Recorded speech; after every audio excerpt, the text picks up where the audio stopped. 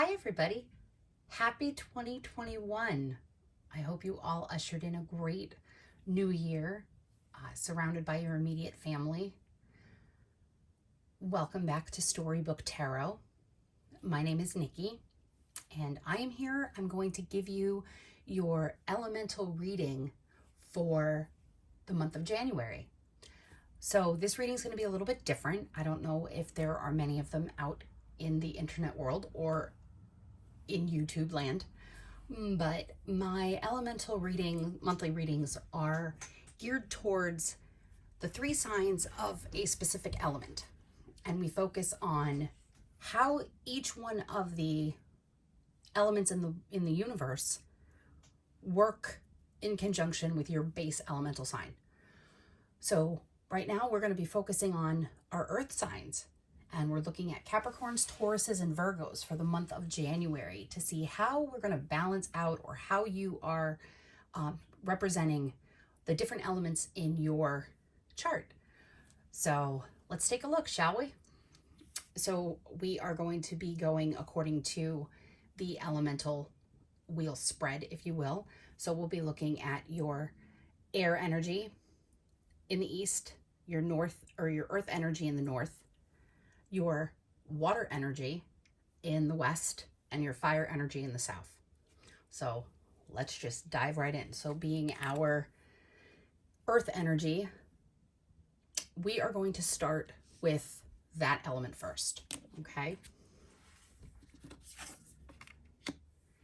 So earth element deals with stability, and it also deals with the physical world.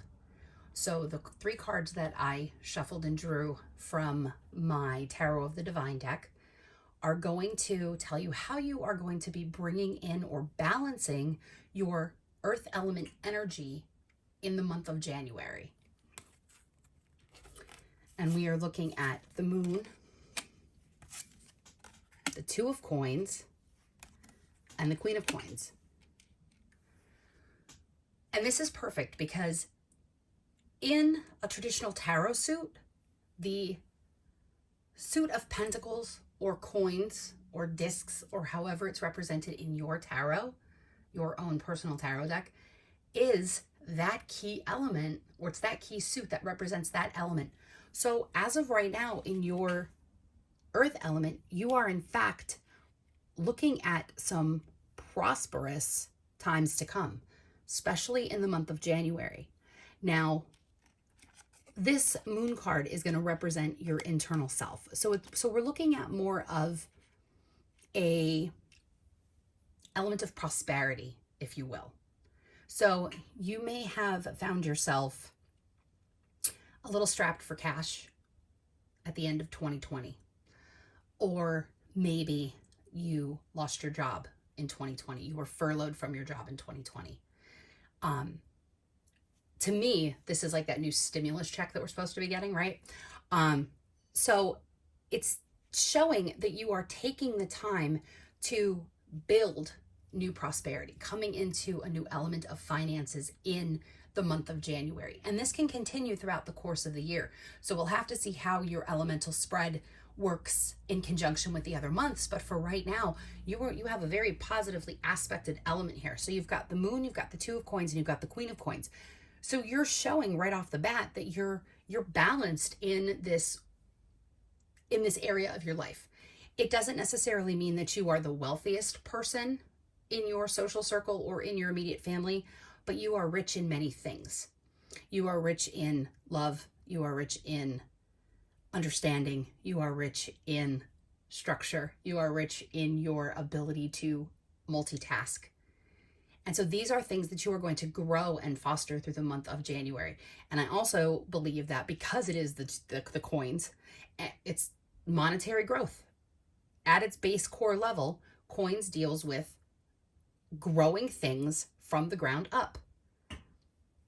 So what I'm going to suggest to you, at least in the month of January, when your stimulus check shows up, how much ever your stimulus check is going to be, take that stimulus check, and you're going to have a choice. You're going to have a choice here. You can either invest it or you can save it. Now, my earth elements, you guys are looking at, I use what I have what I have, and I analyze what I have. Those are my Capricorns, my Tauruses, my Virgos. So why don't you consider investing this? Just put it in a savings account, let it grow a little bit, because in the end, you're going to have a more substantial sum if you let it gain some interest throughout the course of the year. I'm not a financial planner. That's just my suggestion. Okay? So that's what we're looking at there.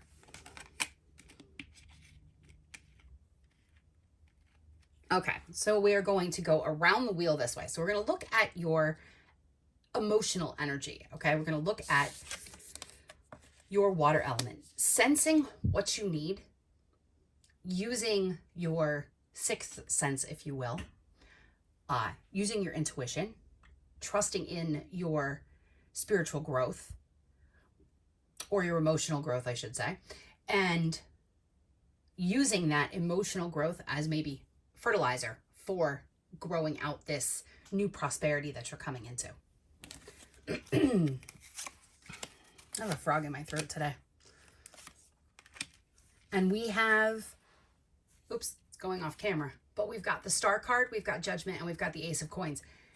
Once again, there's that coins energy. So this is something new. It's new money. It's a new sense of stability, a new sense of growth, a new sense of prosperity, if you will.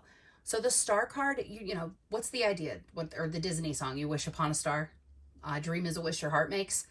So take your dreams and set down those intentions, make them honorable intentions, and see how the universe judges you favorably. And you start to see the growth of the seeds that you began to nurture last year. For many of you, this might be a time to seek out your emotional self, okay? Because Earth element, you are traditionally very grounded, very rooted. You are, you know, you like structure, you like balance, you like things in their place. So everything has a place, and there's a place for everything. That's the idea that you basically work with and run with. So with the Star card and the Judgment card, you have to decide. You know, you have to start making decisions that might not necessarily be based on rationale, logic, and reason. Now you're going to have to start utilizing a little bit of emotional judgment. You know, we don't know what 2021 is going to hold for us. We hope that it's going to be a lot better than 2020 was for many of us. So this is going to be that time to start fostering and nurturing what you have that is in your possession already, or fostering and making judgments and making needed calls in how you can take care of yourself. You might have spent the last year caring for everybody else, and now it's a time that you have to start caring for yourself. Okay, so moving down into the south, we have our fire element, and we are looking at the Four of Cups, and we are looking at the Lover's card, and we are looking at the King of Swords. So this could represent a lot of different individuals and a lot of different situations. Right now, your fire element is your passion, your creativity. It's how you, it's your drive. It might be your work drive. It might be your spiritual drive. It might be your sex drive. Who knows, right? But when we see these cards, we have this significant element of like contemplation, almost like I have what I have. I might need a little bit more. I don't want to be greedy, but I can be greedy if I have to with what you are feeling. And I think as you are nurturing everything else and as you are growing everything else, it's wonderful because you've got the earth energy, and then you've got the earth energy and the fire energy all in balance in your north and your south.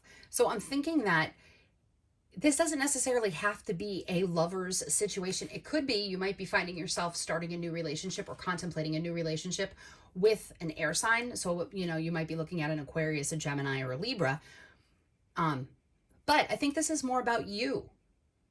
Okay? This is more about you. Turning the focus onto self-love and really getting in touch with and learning how to take charge and take authority of the desires and of the creations that you want to make. Okay? And last but not least, and I know my table is sloppy, but oh well. Lots of cards, and they're very pretty to look at, so enjoy them. You have your air element, and this is all about communication. So air signs if you're an air sign traditionally, then you have this ability to communicate. You want communication to be a worthwhile endeavor, and you want other people to speak their truth and to communicate effectively. So let's see. So we have the reversed Nine of Swords card, and we have the reversed Three of Cups, and we also have the reversed Sun. These are your only reversals. And as someone who does in fact read reversals, I'm going to say to you, this isn't having them in reverse doesn't necessarily mean anything negative. It just means that this is going to be the time where you have to work on your communication. You really need to stress working on your communication. You have to go and you have to tell people what you want, what your needs are. Stop pushing your needs and your desires and your wants to the background when you should be stepping into the foreground for yourself. Yes, you are a nurturer by trade. You foster development, but holding this, you want these cards to be upright. You want to be in the positively aspected areas of your life, not to be challenged by ineffective communication. And this could be any type of communication, especially with the swords and the reversed cups. I see this as a lack of communication or an inability to communicate emotionally. So while you're over here wishing upon your stars and fostering this new prosperity or fostering this new ability to tell people what you need and how to grow so that they can help you grow, this is the same idea. Okay? So your reversed Nine of Swords card, there's not a lot of struggle in saying what you need. It's more along the lines of delivering it in an effective way, if that makes sense. So you could easily flip these over and you're still going to you would come out struggling because you're not effectively telling. You're thinking, you're letting everybody think that everything's all hunky-dory. But the reality of the situation is that your cards in the reverse right now is the universe's way of telling you that not everything is hunky-dory. Yes, you are starting to grow things, and that's wonderful. But if you do not set boundaries and you do not stick to those boundaries, then all of these things that you're working for, becoming the Queen of Coins, becoming the King of Swords, it won't happen. It won't come to fruition, and you want it to come to fruition. So I'm thinking for you over the course of the next month, really set down on paper maybe, or in an electronic, calendar, or make a note in your notepad on your phone. What do you want in 2020 versus what you need in 2020?